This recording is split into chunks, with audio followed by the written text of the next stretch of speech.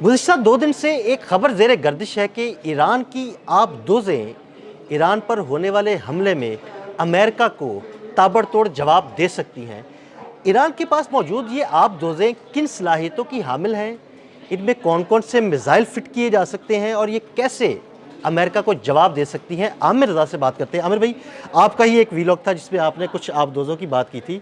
ज़रा हमारे नाज़रीन को तफ़सील से बताइएगा कि ये आबदोज़ें कौन-सी हैं, इनकी ख़ासियत क्या है? देखिए, सबसे पहली बात तो ये है कि आप ईरानी बहरिया को आप अंडर एस्टिमेट ना करें। देखें, अगर एक के बाद दूसरा और दूसरे के बाद तीसरा बहरी बेड़ा भेजने की ज़रूरत महसूस हो रही है अमेरिका को, तो इसका मतलब ये है कि ईरान बहरी नुक्ता नज़र से एक अच्छी खासी मजबूत जो है बहरिया रखता है।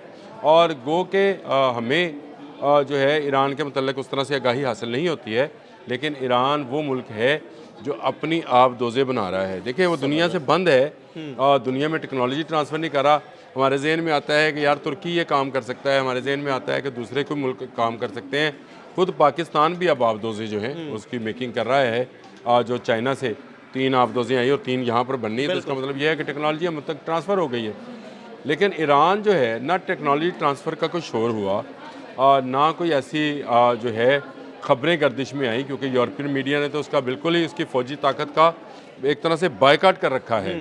और आज भी आपको एक तरफ की वन साइडेड स्टोरीज़ जो हैं डोनाल्ड ट्रंप की, मैं ये समझता हूँ कि तमाम मीडिया, मैं तमाम से मुराद तमाम ही है कि तमाम का तमाम मीडिया सिर्फ डोनाल्ड ट्रंप की हाइप क्रिएट कर रहा है। कभी वो कहता है कि ब्यूटीफुल आर्मेडा, कभी वो कहता है जी जहाज़ जा रहे हैं, कभी वो कुछ कहता है, कभी कुछ कहता है। कोई ईरान के मतलब बात नहीं करता है। देखो, ईरान के आप अंदाज़ा करें कि ईरान के पास कितनी आबदोज़ें होंगी। आमिर भाई, बिल्कुल इस चीज़ का अंदाज़ा नहीं है, क्योंकि मैंने मैं स्टडी मुझे भी भी नहीं किया और था, मुझे इसका बिल्कुल मुझे अंदाज़ा नहीं नहीं था। है। देखिए, ईरान के पास इस वक्त 30 प्लस आबदोज़ें हैं 30 प्लस? आमिर भाई, तो बहुत बड़ी तादाद है। और इनमें इनमें जो अहम बात है वो ये है कि इसमें ईरान मेड आबदोज़ भी शामिल है। सही। यानी ईरान ख़ुद भी जो है वो आबदोज़ें बना रहा है। देखें, जो उसकी गहरे पानियों के लिए जहाँ पर अब्राहम लिंकन साहब विराजमान हैं और जहाँ पर उनके हेनरी ट्रूमैन ने आना है, जो बहरी बेड़े हैं, वहाँ पर बहुत डीप सी है। बहुत बड़े बहरी जहाज़ होते हैं, उनके लिए बहुत डीप सी चाहिए होता है, तो इसलिए इंटरनेशनल डीप सी के अंदर खड़े हैं। वहाँ पर जाने के लिए इनके पास किलो क्लास की 3 आबदोज़ें मौजूद हैं।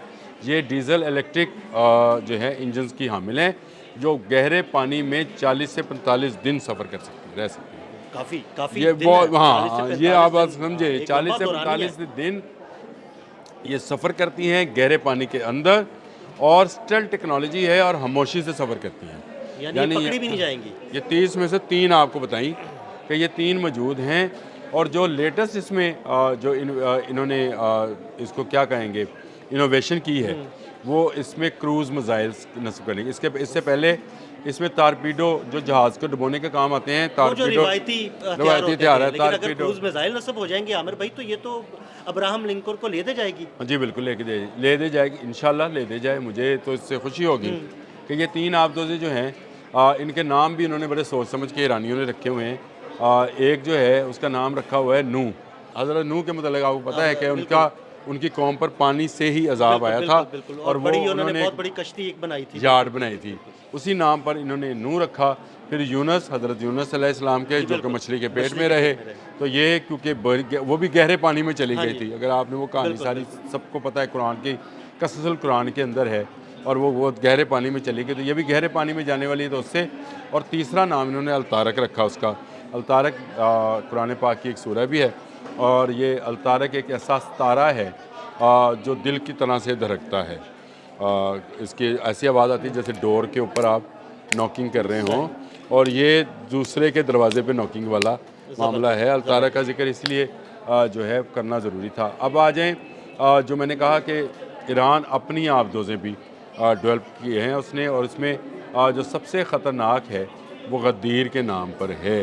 ईद गदीर हम यहाँ पे अक्सर सुनते नहीं हैं। वाक़या गदीर जो हुआ था, जिसमें चादर में ढाँप लिया था अहले बैत को, और उसकी खुशी में हम भी लोग यहाँ पर मिठाइयाँ तकसीम करते हैं अहले बैत के हवाले से। तो ये इसका नाम भी गदीर रखा है, और इसमें क्रूज़ मिसाइल है। देखिए, उसमें मैंने आपको बताया था कि उसमें इनोवेशन की है, लेकिन इसको बनाया ही क्रूज़ मिसाइल के ज़रिए है। इसमें जो इसकी टारपीडो ट्यूब्स हैं वो भी मौजूद हैं, और ये कम पानी में सफ़र करती है। यानी ईरान के अंदर, खलीज फ़ारस के अंदर अगर कोई जहाज़ आएगा जिसका इरादा अमेरिका बार बार कर रहा है, तो ये उसको डुबोने के काम आएंगी। इसमें जो क्रूज़ मिसाइल्स हैं वो है ही डिज़ाइन ही बहरी जहाज़ों को डुबोने के लिए किए गए हैं, यानी उसका और कोई मकसद नहीं है, वो सिर्फ बहरी जहाज़ों को डुबोएंगे। इसके अलावा छोटी आबदोज़ें हैं जी, नाहंग क्लास की एक आबदोज़ है, इसमें ये भी तादाद में बहुत ज़्यादा है, क्योंकि ख़ुद इनकी अपनी बनाई हुई आबदोज़ें हैं, तो इनकी तादाद में भी वो इजाफ़ा करते चले जाएँ। फिर इनकी एक जदीद आबदोज़ जो है वो अभी ज़ेर तकमील है, यानी उसको आप ये कह लें कि वो आज या कल या 2-4 दिनों में आपको ये ख़बर आ जाएगी कि बसात पानी में उतर गई।